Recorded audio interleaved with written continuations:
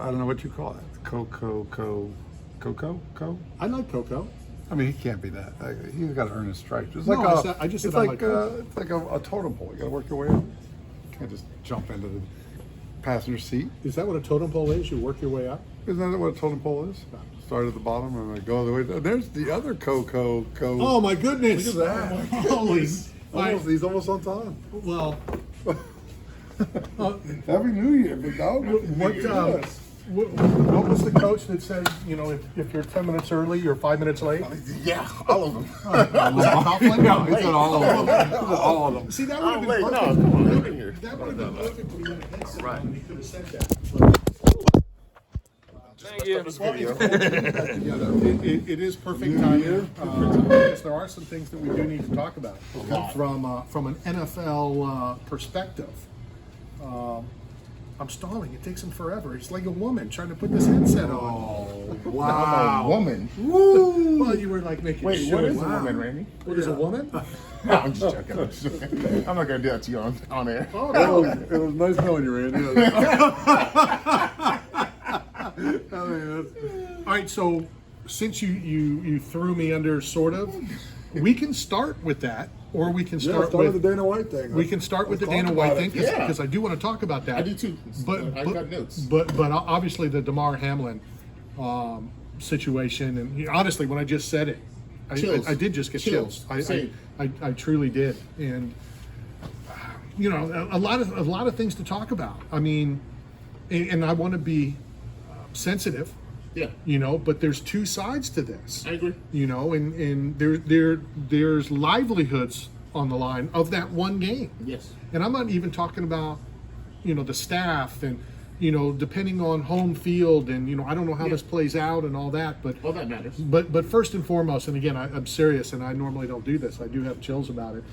When I saw the hit, and like I was talking to somebody earlier, and we were disagreeing on it. He said no, that Damar didn't tackle him. In my opinion, the offensive player went into him. I mean, there was nothing wrong, nothing illegal. It's always a tackle. That's still a tackle. Well, but I'm just saying. Good tackle. Whether you get trucked or you don't get trucked, it's still a tackle. I was saying that it was more the offensive player trying to get more yards. And again, I'm not implying. But it's a regular. I feel bad for him, just so you know. Oh, I know you do. No, I'm talking about the offensive player. Oh, He's getting I feel bad blasted. for every Well, of party course. involved. Yeah, of course. And again, I want you to finish your monologue. I want to be Skip Bayless today. I want you to finish your monologue. And I want to talk about that too, to be honest. Yeah, no, we will. And I've never listened to Skip Bayless in my life, But it's important. but I It's still have an essential. opinion on some things that that I've heard. Yes. What I did like is how both teams came together. Yes. And just as a viewer, not as a media person, not as a show host, as a viewer, I'll tell you what I believe. Yeah. This may not be true, because there's talk of the NFL wanted to continue the game. And I guess the NFL has denied that. And my son told me that ESPN came out and said, we were in talks with the NFL. So we know what we were told. I believe the two teams came together and said, we're not going back out. Yeah. The two coaches came together. We've never seen a situation like that. On camera. But there has been situations. There have been. So Right. that's what I'm saying. On camera, it's never been done. Yes. And that's, I wanted to reach out to Marty Lyons, Dennis Byrd, who was paralyzed, with the New York Jets. It's happened, but you're right. It hasn't been on camera. It hasn't been, just the way it played out was incredible and awful and awesome, and how the brotherhood of you guys, I don't, as you know, I don't try to watch, I don't try to listen, but I have had the Four Letter Network on, and Ryan Clark almost in tears. Yeah. Orlovsky almost in tears. The brotherhood of you guys, how you've come together. What do you mean by you guys? Glad it was down. What do you mean by you guys? NFL players. Oh, I thought Don't it was, Yeah. I was like, you guys. You gotta, You know what I'm saying? in situations like this, you gotta have a little comic relief. You gotta have something, because it's. Well, then you guys. Okay, are you? I want to make sure you're done with your monologue. No, I don't want to be a Shannon Sharp. We still love each other. I don't want to be a Shannon Sharp, Skip Bayless. Again, I don't know anything about what went down, but I have opinions. I know. I even watch everything. Okay, I don't. Oh yeah. So Feel I don't free. want to be in a No, jump situation. in, jump in. But I'll turn that down. on the no, Matt's needed for this. Turn it up. And that's especially in a situation like this. Like, we need comic relief. We need something to lighten up the mood. But like, I have chewed on this for a few days now, and I purposely didn't text you about this because I wanted to do this on air and have honest conversation. The Darvin Ham thing, this injury, he's fighting for his life right now. Right. There's two sides to it, like you said. It is one of those situations where it is a regular routine play. Whether or not T. Higgins hit him hard, not like that's a part regular. of the game. It's Right. part of the game. It's a regular play. Right. You cannot eliminate that from the game. Right. It's not possible. Right. It's not possible to eliminate tackling from football. They're trying. The NFL's Yeah, trying. the NFL's trying, but like it's going to be flag football, and nobody wants to watch it. Right. Right. Imagine you say, "Oh, hey, here's the NBA. You can't dunk anymore." People are going to be like, I want to see windmills. I want to see cool things. I want to see Steph Curry shoot from half court. You can't eliminate that from the game. It's a normal aspect of the game. But it's a reality for us players, right? And I'm on the other side of it now. Like, we put our lives on the line. And we always make this comparison to war and, and fighting. And it's like, it's not war. It's not being in the military. But your life is on the line. And I think people got to see that in real time for the first time in a long time. I've seen guys get paralyzed. I've seen guys have injuries that they have to have 21 surgeries on a knee. They can't walk anymore. We saw the Pittsburgh Steelers guy almost be paralyzed. And we followed his story for almost 2 years before he can walk again. It was amazing when he can walk again, right? So it's a part of the game. And it was really, really tragic. And it was really, really sad. And it was awful. Like, it was awful to watch. And I love how, I'll just say positive things first. I love how the team came around him. I love how his team rallied around him. The sadness on their faces. Absolutely. Guys are crying because, like, that's their brother. Like, when you go through something as hard as making an NFL football team, playing, going through camp, day in and day out, you train with these guys, you work with these guys. Like, if anything happened to me, I know both of you would feel a certain way. If anything happened to you, I would feel a certain way. Like, it would, I may not, but yeah, with Matt. But I mean, I would feel that way for you for sure. But like, if anything happened to us, like, For sure. we would feel that way. Right. It would be hard. It would be hard because I'm like, dude, I saw him yesterday. I talked to him yesterday. Like, I just like, that's like my brother. That's somebody that I care about. Like, I love. Right. So like, I loved to see that. I love to see the aspect of it. And his charity, again, the last time I checked was yesterday, but it's $3 million and counting. $5 million. $5 million now, right? $5 million. And that's what the fans are doing, which is the great part about the football community and people being like, hey, like, we support you. I remember like a few years ago, Josh Allen lost a game and the Bills fans donated a bunch of things. Bills fans donated things to teams that players that didn't even play for the Bills, right? So like, it's like one of those things where it's like the NFL community, when tragic things happen, comes so close together. And they get so close. And,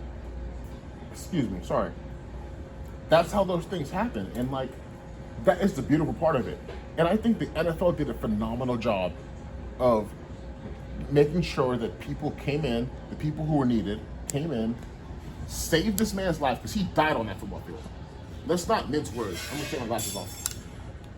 Let's not mince words. His heart stopped. Right, his heart stopped. His heart stopped on that football field. That's death. Well, no, I don't want to, I disagree with you, Randy. Okay. If your heart stops, you died. So his heart stopped, and they were able to bring him back. Right. And he's in critical condition. He's fighting for his life. They brought him back twice, just so you know. Not Okay, once, I didn't know twice. that. Yeah. Twice now. Yeah. So they brought him back twice, and he's in critical condition. He's fighting for his life. But the brotherhood and the family and the love that his family has seen, and the way the NFL handled it, I think it's amazing. And I think that's what makes this sport so great. I think that's what makes football so great, is that it's such close knit, and it's not a lot of guys that can say I was an NFL football player, even for a year or a practice squad, much less multiple years, much less a guy who's playing on Monday Night Football for one of the best teams in the NFL, right? And so all those things happened, and then to the negative side, right? Because again, like I said, I want to reiterate to everybody listening, It was tragic. It was sad what happened. But at the end of the day, it's a part of the game. You sign up for this. Right? And again, we compare it to war all the time, but it's not ever in your face. War is never in your face. Randy, you were in the military. Kelly, our resident boat captain, was in the military. Those things are not ever in your face. You don't get to see those things, right? But you got to see somebody almost lose his life, and I hope he comes back too, right? In front of your eyes. And it's a hard thing to watch, right? But that is the risk we take as players when we sign up to go play football. We get paid handsomely when we sign up to play this game. And that is the danger that happens. I've seen people have almost be paralyzed, have surgeries 21 times. I've seen all these things, right? But that was a different thing. You saw somebody almost lose their life, right? Where I get disappointed is the people and the fans who want to find somebody to blame. And they want to find the NFL to blame, or they want to find Roger Goodell to blame, or they want to say football shouldn't happen, this, that, and the other. You couldn't stop what happened. Right. That is it wasn't a dirty play. No, not at all. It wasn't a illegal thing. It's just like, it sucks and it's tragic and it's sad, and I feel for him. And it hit me really, really hard. It hit me really, really hard, because I was like, I've told you about this personally, and I've told you about this personally, and I'll say it on air so people can understand the gravity of the situation. I've had heart problems. That could have been me at any point in time. Right. At any point in time in my career, in 8 years. It could have been me at any point in time, but it wasn't, and it was him. And it's just like, so it hit me really, really hard to see him go through that and see his family go through that. But like, I also know when the doctors told me, hey, you have this heart condition, I knew that when I was in year 4. And I told the doctors, let me die on my shield. I want to play. I don't care, whatever you have to do. And they did it, thankfully, and they made sure I was okay before I can play. You were there when I was going to doctors back and forth and all those things. Like, I was there. You were there. Right. So, like, we understand what we signed up for. He understands he's living his dream. Right.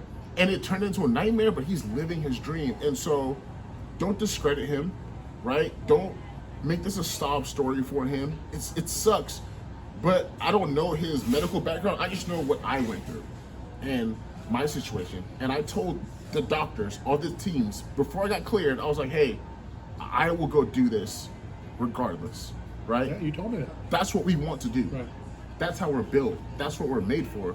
And it's a hard part of the game, but that's the reality of the game. That's the reality of what we do, right? And it's like, I love how the fans came around. I love how the team came around. I love Joe Burrow sitting there looking at him like in disbelief. His teammates are crying because they know, like, dude, this is my brother. Like, I've seen this guy for 2 years, working every single day, doing what he has to do every single day, right? And like, he's living his dream. He's playing on Monday. I remember playing on Monday Night Football. People don't understand the difference between Monday Night Football and a regular Sunday game.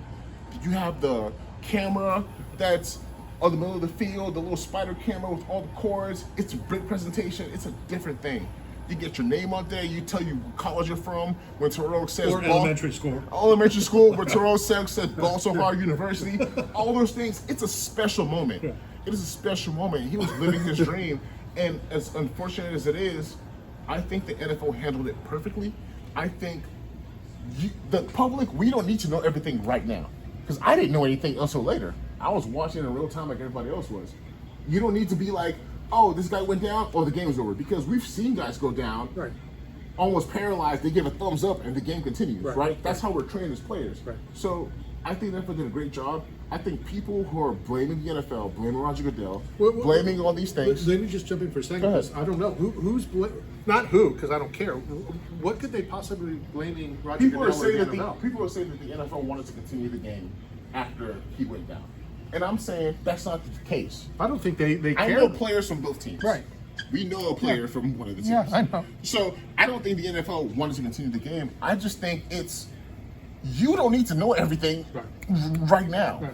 It's Need to not know. your business. Yeah, It's need need to to know. know. Right. Right? Like, somebody went down and you doing CPR on the field is different than somebody's like, Right. It's a different Turn thing. it off and Yeah, in the it's a tunnel. different thing. Sure. So like, I think the people, and I don't think it's a big majority, right? But like, the quietest, the minority of the loudest voices, because whatever it is, like, that saying, right? So I think that's kind of what's happening, And the people who are doing those things are missing the point.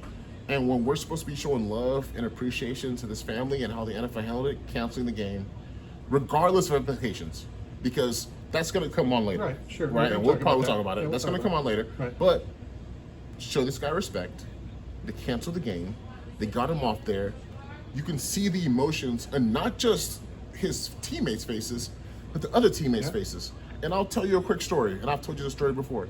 But it was, I think, my third year in the NFL, playing right guard. It's the last game of the season. I'm playing against Grady Jarrett, right? I've been having a good game against him. Like, I'm giving him the work. And Grady Jarrett's a phenomenal player. Phenomenal player.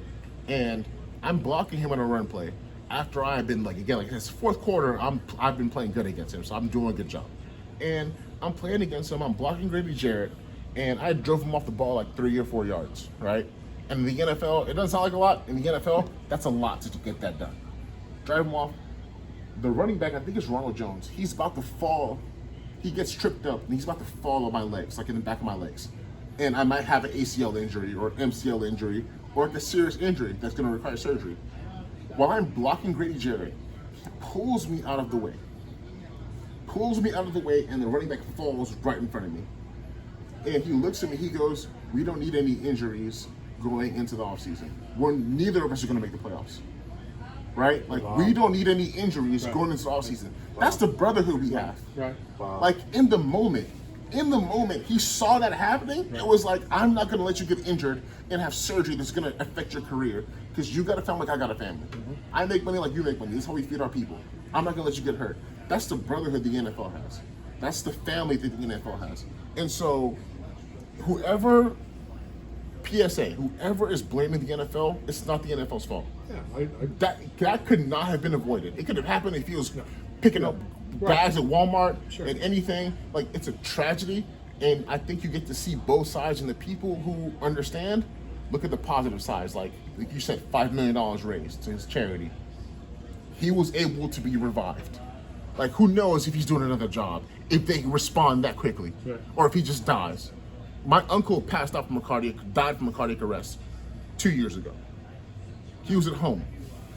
Couldn't have been done any faster. Yeah. And he died from that. I had to go to that funeral, right? Like, that's what happens, right? And you're in a situation where there's a company and a thing that care. Again, it's not perfect. The NFL is not perfect. I'm not saying that.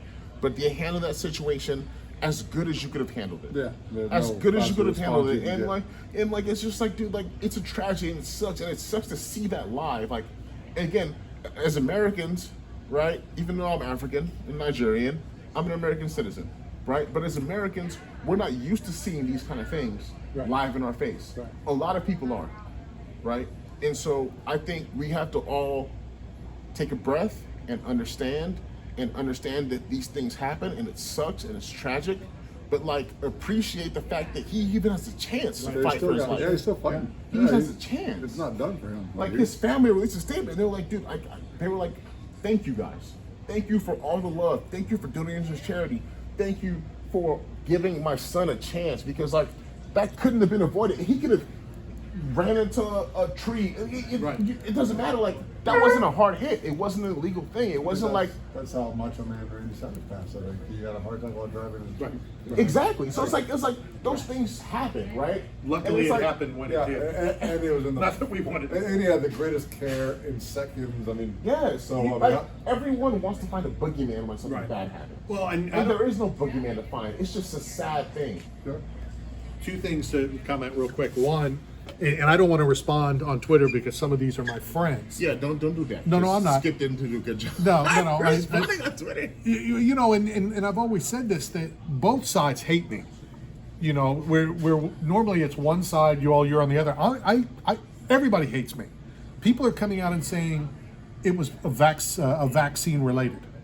That the vaccine had something to do with it. It's just like, people are nuts. No, like, honestly, and I wouldn't use the word nuts. I try to stay away from those. In this situation with this topic, I'm gonna call them idiots. Yeah, well, I was gonna say stupid. They're stupid. Like, it's just like, dude, like, life is hard, man, and things happen, and sad things happen, and it's just like, I think we have such a good life here in this country that you kind of get blinded away from everything else.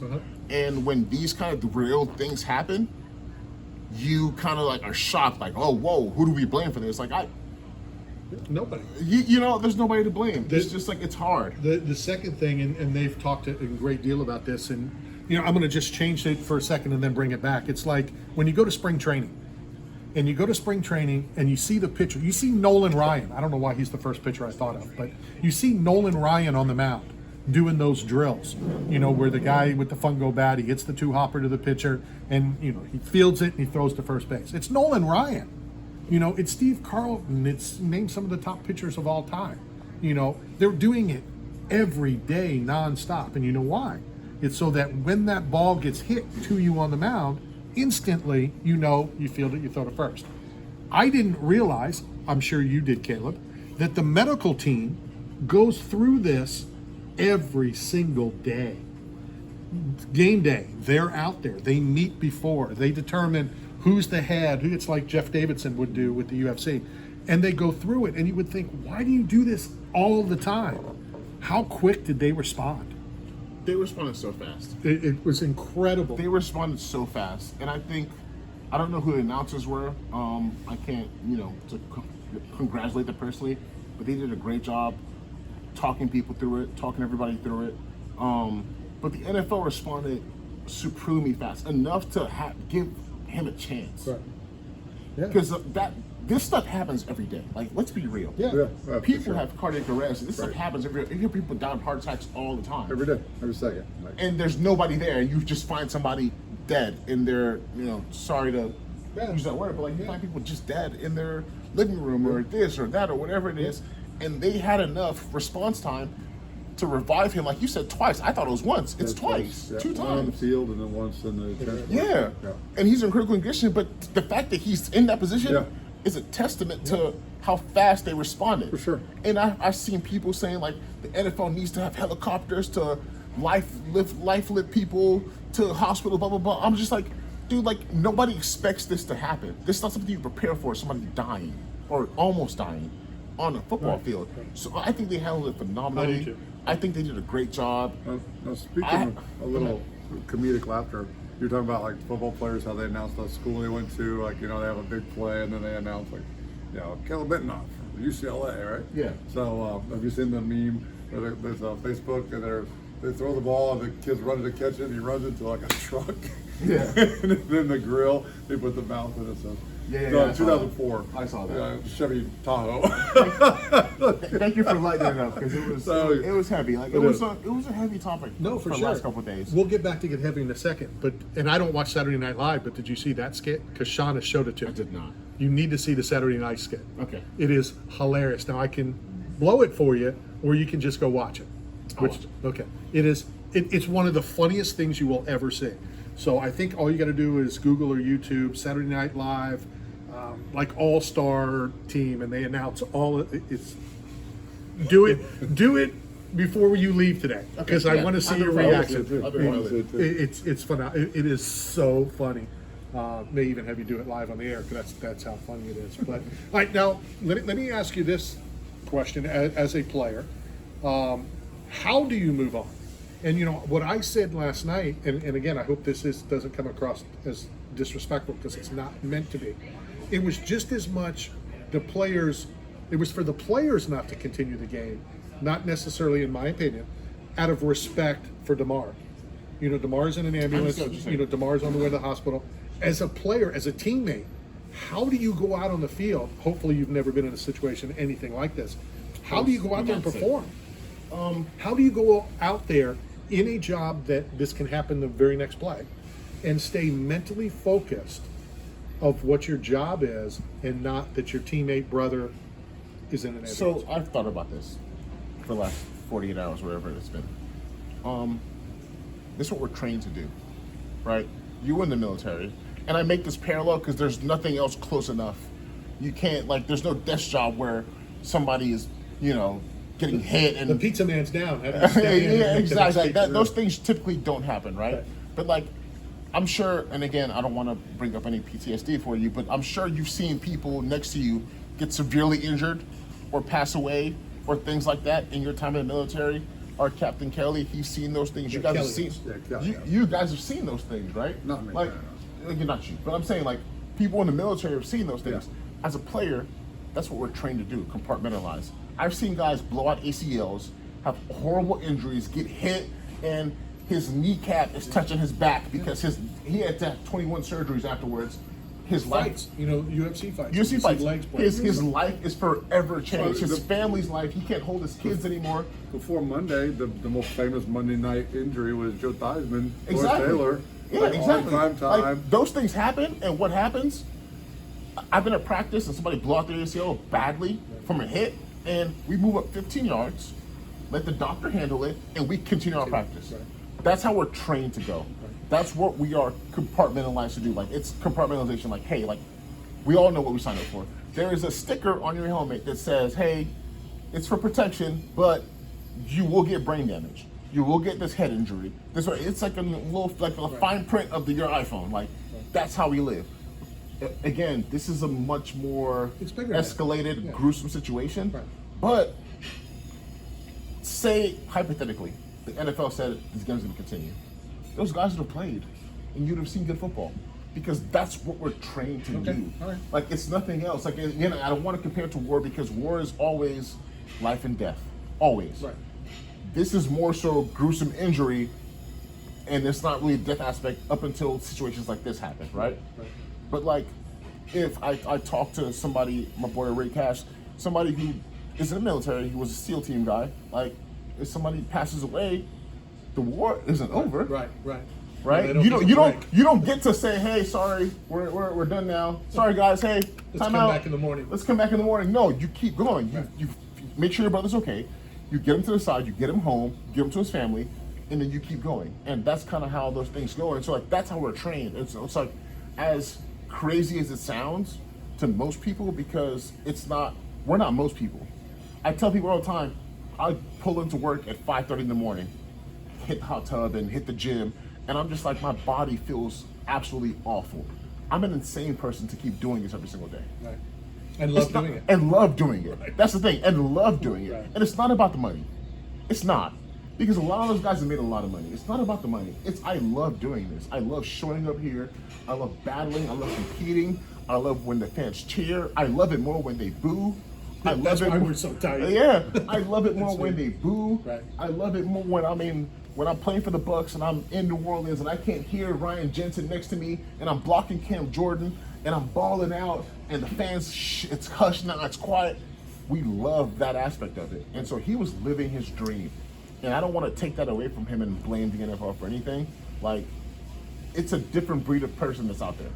And if you've ever met an NFL player or close to the NFL player, or you date one, especially our women and our wives as an Army veteran, right? As you're crazy, Matt, right? Yeah. So your wife probably deals with that too, like. For sure. Well, no, she's crazier.